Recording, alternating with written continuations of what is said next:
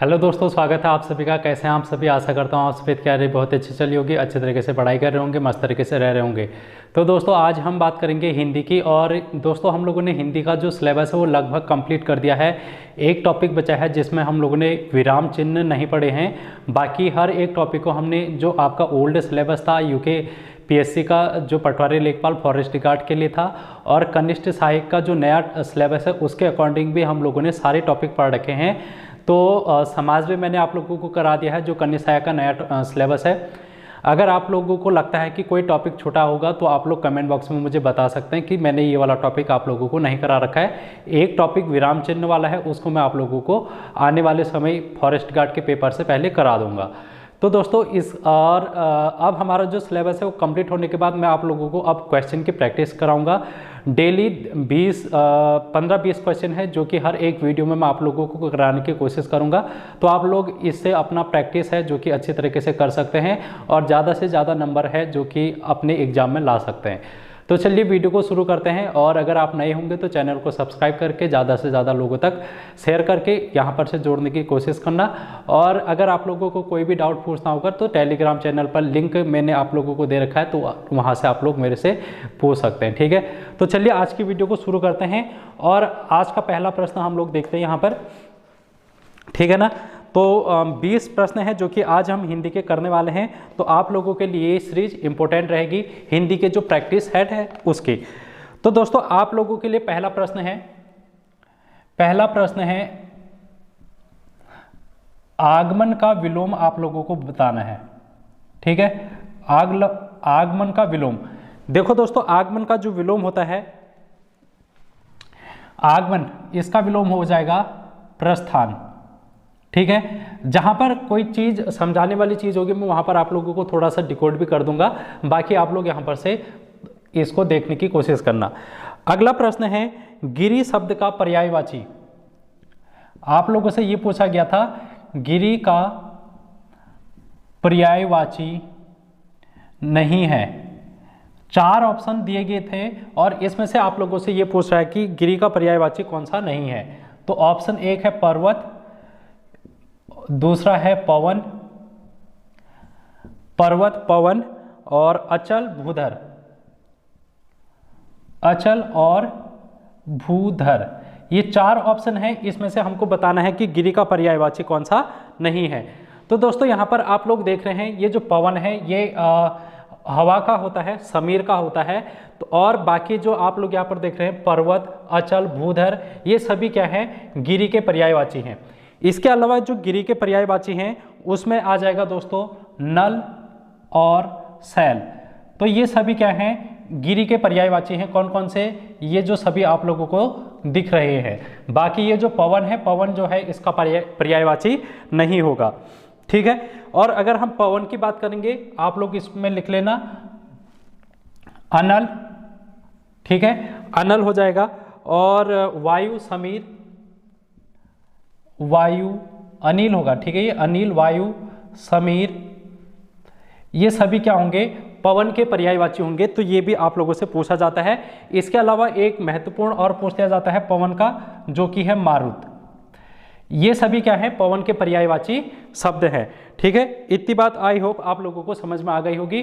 अब हम चलते हैं तीसरे प्रश्न की ओर। तीसरा प्रश्न आप लोग देखेंगे, इंपॉर्टेंट प्रश्न रहेगा और इसमें आप लोगों से पूछ रहा है सतसई। सतसई एक शब्द दे रखा है और इसमें हमको क्या बताना है, समास। सतसई में समास कौन सा होगा ये हमको बताना है। ऑप्शन आप लोगों के पास अव्यय भाव, द्विगु, द्वंद्व, बहुब्री, ये सभी समास हैं। तो दोस्तों इसमें मैं आप लोगों को वैसे बता देता हूं इसका ऑप्शन ना देते हुए कि इसमें बहुब्री समास होगा। हम लोगों ने एक क्लास कर रखी है, 2 क्लास कर रखी है और उन दोनों क्लास में हम लोगों ने समास को डिस्कस कर रखा है बारीकी से। तो अगर आप लोगों ने नहीं देखी है क्लास तो देख लेना। बहुब्रीहि समास में हम लोग ये देखते हैं। ठीक है, तो बहुब्रीहि समास इसमें क्या होगा दोस्तों, सॉरी दोस्तों, इसमें बहुब्रीहि नहीं होगा, इसमें होगा सत लगाया ना, सत का मतलब होता है 100। सत का मतलब होता है 100, यानी कि जो पहला शब्द है वो क्या है, इसका पहला पद है संख्यावाचक, ये कैसा है दोस्तों, संख्यावाचक है इसमें। और जब संख्यावाचक जिसमें होता है उसको हम बोलते हैं दोस्तों द्विगु समास। इसमें कौन सा समास हो जाएगा, द्विगु समास हो जाएगा। क्यों, द्विगु समास की जो खासियत होती है उसमें पहला पद होता है जो कि संख्यावाचक होता है। इसमें सत का मतलब 100 से है, तो ये एक प्रकार का संख्यावाचक यहाँ पर बन रहा है, तो ये आप लोगों का आंसर हो जाएगा। चलते हैं नेक्स्ट क्वेश्चन की ओर। इतना आप लोग नोट डाउन कर लें, हो सके तो आप लोग क्या कर लें, एक नोट से कॉपी बना लें, उसमें सारे क्वेश्चनों को आप लोग लिखने की कोशिश करना, और जब एग्जाम होगा तो उससे पहले आप लोग क्या कर लेना, रिवीजन भी कर लेना। 3 प्रश्न हम लोगों ने कर लिए हैं, चौथे प्रश्न की ओर अब हम बढ़ेंगे। देखो 4th प्रश्न अब हम बात करेंगे।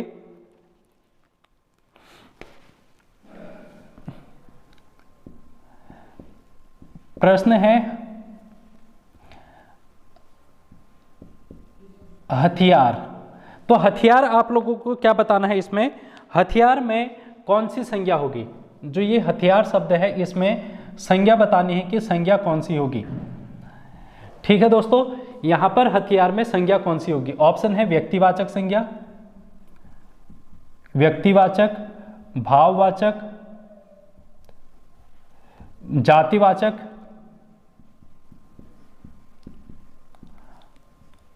गुणवाचक। तो इतने ऑप्शन हैं। अगर हम हथियार की बात करेंगे दोस्तों, तो हथियार यहाँ पर बहुत सारे होते हैं। जैसे हम परमाणु हथियार की बात करेंगे, या फिर हम जो भी हम लोग देखते हैं, चाकू हो गया, बंदूक हो गया, तलवार हो गया, ये सभी क्या है, हथियार हैं। तो ये क्या कर रहा है, सभी हथियारों का एक नाम है और उनकी एक जाति को दिखा रहा है। ये जो ये हथियार शब्द है वो क्या कर रहा है, एक जाति को दिखा रहा है जो कि सभी हथियारों के बारे में बात करता है। तो ये जो हथियार होगा वो एक प्रकार की जातिवाचक संज्ञा होगी। हम लोगों ने जब संज्ञा पढ़ रहे थे तो हर एक चीज़ को देखा है, गुणवाचक, जातिवाचक, व्यक्तिवाचक और भाववाचक क्या क्या होती है, उनकी परिभाषाएं क्या है, उनके उदाहरण क्या है। तो आप लोग जरूर जाके देखना, वहाँ पर आप लोगों को डिटेल में मिल जाएगा। अब आप लोगों से पूछ रहा है कि आकर्षण, आकर्षण, तो आकर्षण का विलोम आप लोगों से पूछ रहा है। आकर्षण का विलोम, और ऑप्शन है आपके पास विकर्षण, विकर्षण हो गया, पराकर्षण, विकर्षण, पराकर्षण, अनाकर्षण और अविकर्षण। यहाँ पर ऑप्शन आप लोगों को इसी तरीके से दिए रहेंगे। तो इसमें ऑप्शन में यहाँ पर कंफ्यूज करने वाले हैं सभी ऑप्शन आकर्षण के, पराकर्षण, अनाकर्षण, अविकर्षण और विकर्षण। तो दोस्तों इस टाइप के प्रश्न में वहाँ पर हम लोग फंस जाते हैं और आंसर गलत करके आ जाते हैं। तो आकर्षण का जो विलोम होगा दोस्तों वो होगा विकर्षण। आकर्षण का विलोम क्या होगा, विकर्षण हो जाएगा। छठे प्रश्न की ओर बढ़ेंगे अपने, और छठा प्रश्न आप लोगों से पूछ रहा है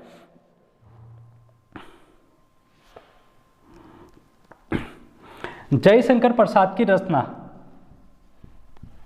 जयशंकर प्रसाद जी की रचना नहीं है। उपरोक्त में से जो ऑप्शन है इनमें से कौन सी है जो कि जयशंकर प्रसाद जी की रचना नहीं है। ऑप्शन है आपके पास आंसू, झरना, आंसू, झरना और लहर, दीप शिखा, दीप शिखा। ये सभी क्या हैं, ऑप्शन है। इनमें से हमको बताना है कि जयशंकर प्रसाद जी की रचना कौन सी नहीं है। दोस्तों यहाँ पर आंसू भी इनकी रचना है और झरना भी है, लहर भी है, लेकिन ये जो दीप शिखा है ये इनकी रचना नहीं है।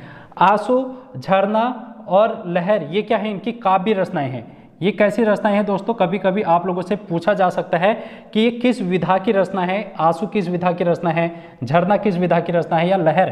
तो आप लोग बोलेंगे कि काव्य विधा की रचना है। इसके अलावा कामायनी, कामायनी भी इनकी एक महत्वपूर्ण काव्य रचना है। और कामायनी के साथ प्रेम पथिक, प्रेम पथिक भी आप लोग लिखेंगे जो कि इनकी महत्वपूर्ण काव्य रचनाएं हैं। ठीक है ना। और इनके उपन्यास भी हैं दोस्तों। उपन्यास, जयशंकर प्रसाद जी के उपन्यास हम लोग देखेंगे तो आप लोग लिखेंगे क त ई। ये ट्रिक है, कतई ट्रिक है। क से हो गया कंकाली, कंकाली, त से तितली, कंकाली तितली, और ई से इरावती। तो ये सभी क्या है दोस्तों, जो जयशंकर प्रसाद जी हैं उनके उपन्यास और काव्य रचनाएं हो गई हैं। ठीक है, तो यहाँ से आप लोगों से प्रश्न पूछा जाएगा, तो दीपशिखा है जो कि इनकी रचना नहीं होगी। अगले प्रश्न की ओर बढ़ेंगे। इतना आप लोगों ने नोट डाउन कर लिया होगा। तो आप लोगों को ये सीरीज कैसी लग रही है तो आप लोग कमेंट बॉक्स में ज़रूर बताना। ठीक है दोस्तों, यहाँ से आप लोगों के एग्जाम में क्वेश्चन देखने को मिलेंगे। तो ये जो क्वेश्चन मैं लेके आया हूँ ये यूकेपीएससी के द्वारा प्रीवियस ईयर में कभी ना कभी किसी न किसी एग्जाम में पूछे गए हैं। तो आप लोगों के लिए ये प्रश्न बहुत इंपॉर्टेंट रहने वाले हैं। अगला प्रश्न हम लोग देखेंगे, सातवां प्रश्न। सातवां प्रश्न देखो दोस्तों, इसमें पूछ रहा है कि सप्तऋषि में कौन सी संधि होगी। जो ये सप्तऋषि है इसमें हमें बताना है कि संधि कौन सी होगी। तो इसमें संधि की अगर हम बात करेंगे, ऑप्शन आप लोगों को दिया है स्वर संधि, व्यंजन, स्वर व्यंजन और विसर्ग, या फिर कोई नहीं। इस तरीके से ऑप्शन दिया जाएगा। तो कोई नहीं तो इसमें से ऑप्शन नहीं होगा। अब हम देखेंगे कि इसमें कौन सी संधि होगी सप्तऋषि में। तो दोस्तों इसका जो संधि विच्छेद होता है वो होता है सप्त धन ऋषि, सप्त धन ऋषि। अब यहाँ पर तौ लगा है, तौ में ये कैसे बनेगा, देखो तौ धन औ बनेगा, तौ धन औ बनेगा, और यहाँ पर से क्या मिल रहा है, री मिल रहा है। तो दोस्तों यहाँ पर औ और री मिल रहा है, यानी कि औ ये है स्वर, ये स्वर, स्वर में जब अ से री मिलता है तो इसका क्या बन जाता है दोस्तों, अर बन जाता है, अर बन जाता है। और जब भी ऐसा आप लोगों को देखने को मिलेगा अ आ में री मिलेगा तो अर बनेगा, और अर में यहाँ पर कौन सी संधि होगी, यहाँ पर हो जाएगी दोस्तों गुण संधि। तो हम लोग लिखेंगे कि यहाँ पर कौन सी संधि होगी, गुण संधि हो जाएगी।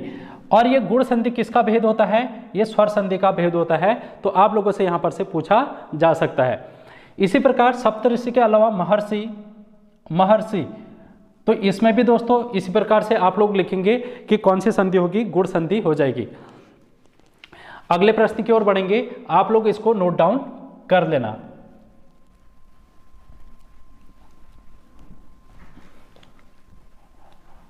आठवें प्रश्न की ओर अब हम चलेंगे दोस्तों। तो आठवां प्रश्न अब देखेंगे हम यहां पर,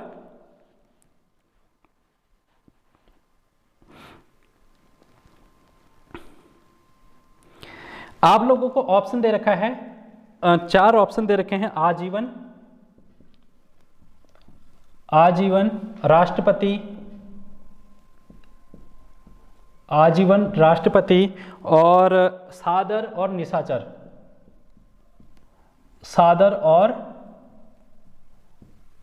निशाचर। और प्रश्न क्या पूछ रहा है, इन 4 में से एक ऐसा शब्द बताना है जो कि तत्पुरुष समास का उदाहरण है, तत्पुरुष समास का उदाहरण। इनमें से कौन सा है जो कि तत्पुरुष समास का उदाहरण है। दोस्तों हम लोगों ने जब समास डिस्कस किया था तो उसमें सारे समासों को देखा था, और तत्पुरुष समास की क्या खासियत होती थी, इसमें हम लोगों ने इसमें कारक चिन्ह देखे थे। कारक जैसे कर्ता ने, यहाँ पर ने आएगा तो कर्ता तत्पुरुष समास होगा, कर्म को, कर्म को करण से, करण से। तो इस प्रकार के जो भी हम लोगों को देखने को मिले थे, जो कारक चिन्ह है उनकी विभक्तियां हैं, वहां पर तत्पुरुष समास होता है।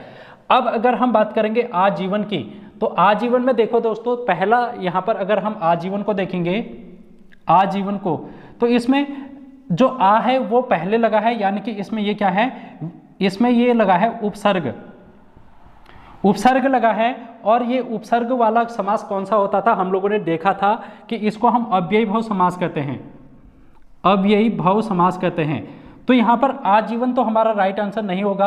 अब हम देखते हैं राष्ट्रपति। तो राष्ट्रपति को अगर हम देखेंगे दोस्तों, राष्ट्रपति, तो राष्ट्रपति का अगर हम समास विग्रह करेंगे तो राष्ट्र के लिए पति, राष्ट्र के लिए पति, तो ये के लिए विभक्ति आ रही है दोस्तों, के लिए विभक्ति। और ये विभक्ति कहाँ पर प्रयोग होती है? तत्पुरुष में होती है, जहां पर हम कारक चिन्ह की बात करते हैं। संप्रदान के लिए हम यहां पर देखते हैं, संप्रदान के लिए एक प्रकार की ये विभक्ति है और कारक चिन्ह यहां पर लग रहा है। तो आप लोग देख रहे हैं कि राष्ट्रपति में कौन सा समास होगा? तत्पुरुष समास होगा। तो ये हमारा जो आंसर आ जाएगा वो राष्ट्रपति आ जाएगा। अब आप लोग कमेंट बॉक्स में ये बताएंगे कि ये जो निशाचर है, निशाचर में कौन सा समास होगा। ठीक है, निशाचर में कौन सा समास होगा, इस बात को आप लोग कमेंट बॉक्स में जरूर बताना, क्योंकि मैंने ये आप लोगों को करा रखा है निशाचर वाला भी। अगला प्रश्न हम लोग देखेंगे, नवा प्रश्न। तो इतनी बात आप लोगों को समझ में आ गई होगी दोस्तों। नवे प्रश्न की ओर अब हम चलेंगे।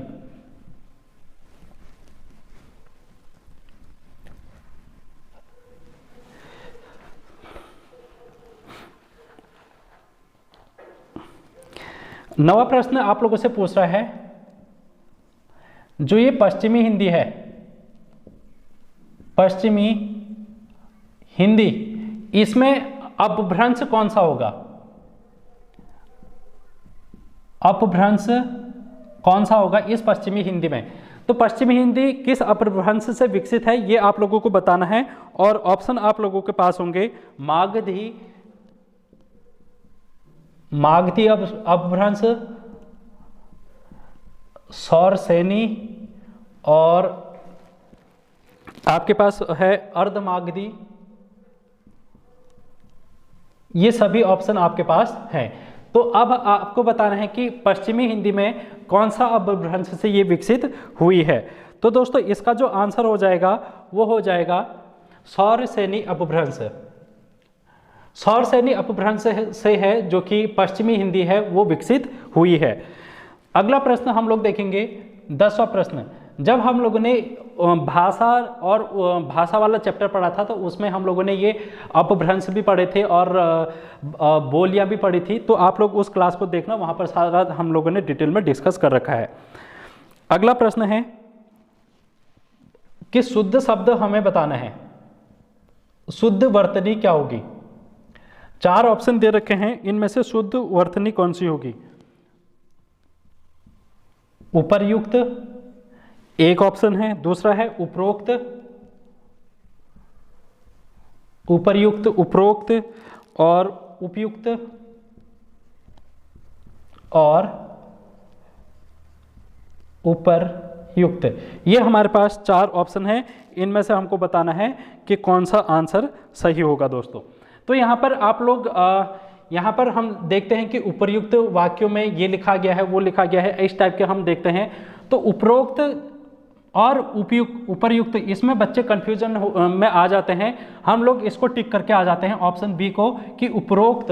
उपरोक्त हम लोग देख लेते हैं, लेकिन दोस्तों जो शुद्ध वर्तनी होगा वो उपर्युक्त होगा, ऑप्शन डी। इसका ऑप्शन डी क्या होगा? सही आंसर होगा, और ये उपरोक्त है जो कि गलत हो जाएगा। अगला प्रश्न देखेंगे दोस्तों। अगला प्रश्न 11वां प्रश्न है, जिसके बिना कार्य न चल सके, जिसके बिना कार्य न चल सके, इसके लिए हमें क्या बताना है? इसके लिए एक शब्द, इसके लिए एक शब्द बताना है। जिसके बिना कार्य न चल सके उसके लिए एक शब्द बताना है। तो इसका जो आंसर होगा दोस्तों, इसको हम कहते हैं अपरिहार्य। जिसके बिना कार्य न चल सके उसको हम बोलते हैं अपरिहार्य। तो ये हो गया हमारे पास 11 क्वेश्चन, और आप लोग इसको अच्छी तरीके से नोट डाउन कर लेना। अब हम चलेंगे 12वें क्वेश्चन की ओर। 12वां क्वेश्चन, पीपर पात, पीपर पात सरिसमंडोला, पीपर पात सरिसमंडोला, इसमें हम लोगों को क्या बताना है? अलंकार बताना है। हम लोगों ने अलंकार वाला चैप्टर भी पढ़ रखा है, अगर आप लोगों ने नहीं देखा है तो जरूर देख लेना। दोस्तों यहाँ पर क्या हो रहा है, देखो पीपर पात सरिस मंडोला, ये जो मन है इसकी तुलना हम पीपर पात से कर रहे हैं। इस मन की तुलना हम पीपर पात से कर रहे हैं। तो यहाँ पर हम लोग क्या कर रहे हैं, उपमा दे रहे हैं, उपमा दे रहे हैं, यानी कि तुलना कर रहे हैं पीपर पात से। तो जहाँ पर भी उपमा देने की बात होगी तो वहाँ पर अलंकार कौन सा हो जाएगा, उपमा अलंकार हो जाएगा। तो इसका आंसर हो जाएगा उपमा अलंकार। ठीक है, इतनी बात आप लोगों को आ गई होगी समझ में। अब हम चलेंगे आगे की ओर, तो आप लोग इतना नोट डाउन कर लेना। तो 11 क्वेश्चन 12 क्वेश्चन हो गए हमारे। कुछ और क्वेश्चन है जो कि इस क्लास में हम लोग डिस्कस करेंगे दोस्तों। और आप लोगों के लिए ये जो सीरीज है वो बहुत इंपॉर्टेंट होने वाली है, क्योंकि यहाँ पर से आप लोगों को एक क्वेश्चन के साथ बहुत सारे क्वेश्चन हैं जो कि देखने को मिल जाएंगे। अगला प्रश्न हम लोग देखेंगे, 13वां प्रश्न है। इसमें हमको शुद्ध वर्तनी बतानी है। शुद्ध वर्तनी ऑप्शन है आपके पास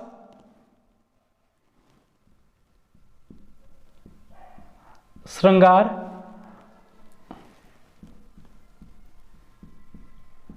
श्रृंगार और श्रृंगार, ये ऑप्शन है हमारे पास। इनमें से हमको बताना है कि शुद्ध वर्तनी कौन सी होगी। दोस्तों हम लोग श्रृंगार को इस तरीके से लिख के आ जाते हैं, कोई बच्चे श्रृंगार इस तरीके से लिख के आ जाते हैं, लेकिन हमारे पास जो राइट आंसर होगा शुद्ध वर्तनी में, हम लोग श्रृंगार को ऐसे लिखते हैं। ठीक है, ये आप लोग देख लेना इसमें। तो ये इसमें बड़े क्वेश्चन में, इस क्वेश्चन में बहुत से लोग क्या हो जाते हैं, कंफ्यूज में आ जाते हैं। तो आप लोग इसको सही करके आना। अब अगला प्रश्न है, शुद्ध शब्द आप लोगों को बताना है, शुद्ध वर्तनी। और इंपॉर्टेंट प्रश्न आप लोग इसको कर लेना, और इसको आप लोग क्या करेंगे, होमवर्क से करेंगे इस क्वेश्चन का आंसर। और शुद्ध वर्तनी में आप लोगों से क्या पूछ रहा है, दंपति। दंपति ऐसे लिखेंगे या ऐसे लिखेंगे, या दंपति लिखेंगे, या फिर दंपत्ति लिखेंगे। तो ये ऑप्शन है आपके पास चार में से आप लोगों को सही बताना है, और इसका क्वेश्चन का आंसर आप लोग कमेंट बॉक्स में होमवर्क में दे देंगे। ठीक है, तो ये आप लोगों के लिए एक प्रश्न होमवर्क के लिए रहेगा। अगले प्रश्न की ओर अब हम बढ़ते हैं। कौन सा वर्ण दंत्य वर्ण है, हमको अब बताना है दंत्य वर्ण कौन सा है।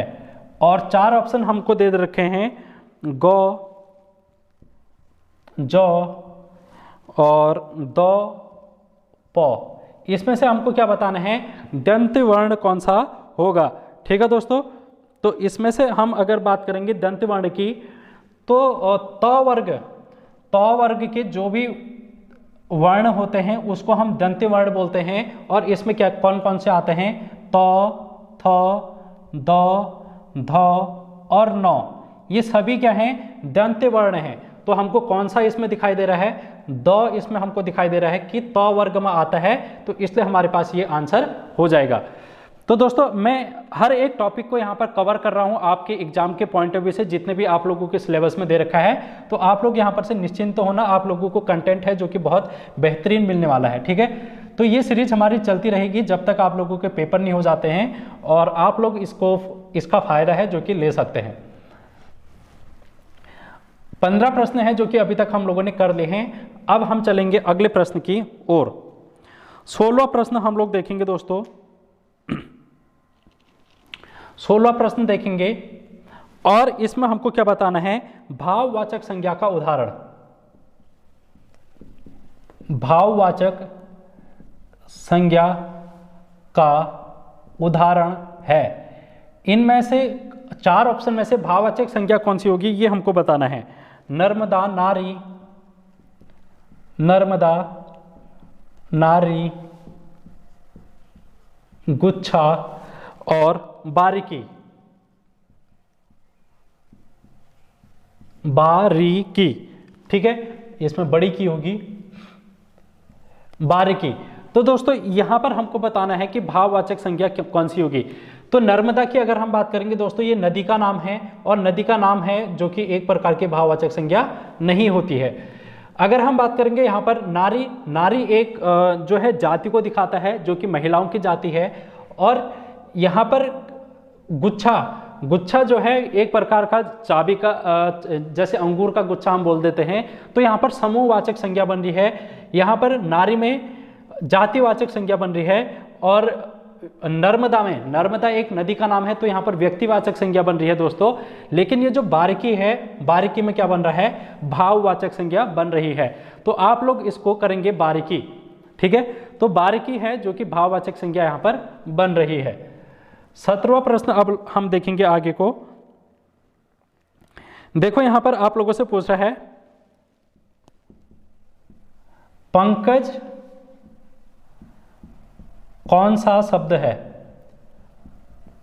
पंकज कौन सा शब्द है। तो यहां पर ऑप्शन है आपके पास तत्सम, तद्भव,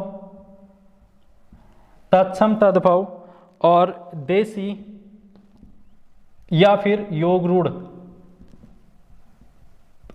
या फिर योग रूढ़।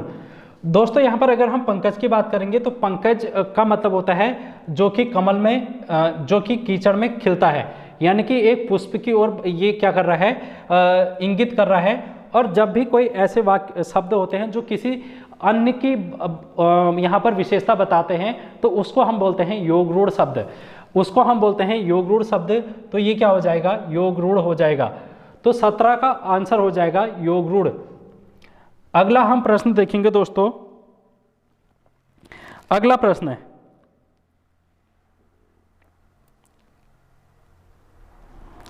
तो अगला प्रश्न है, जो स्थिर न रह सके, न रह सके, इसके लिए हमको क्या बताना है, एक शब्द बताना है। जो स्थिर न रह सके उनके लिए हम एक वाक्यांश के लिए एक शब्द बताना है। तो इसका जो आंसर हो जाएगा दोस्तों वो हो जाएगा चलायमान, यानी कि जो हमेशा चलता रहता है, यानी कि वो स्थिर नहीं रहता है। तो यहां पर इसका क्या हो जाएगा, चलायमान हो जाएगा, ठीक है ना। इतनी बात है जो कि आप लोगों को समझ में आ गई होगी। तो दोस्तों ये हम लोगों ने कर लिए हैं अभी तक 18 प्रश्न, और आज हम 18 क्वेश्चन को ही देखेंगे और ये सीरीज को हम आगे को बढ़ाते रहेंगे अगले उसमें। तो आप लोग बने रहना मेरे साथ और ज़्यादा से ज़्यादा वीडियो को शेयर करना, और आप लोग फीडबैक के रूप में अपना कमेंट बॉक्स में ज़रूर देना कि आप लोगों को क्लास कैसे लगी। तो आज की वीडियो में इतना ही। Thank you so much, take care, bye bye.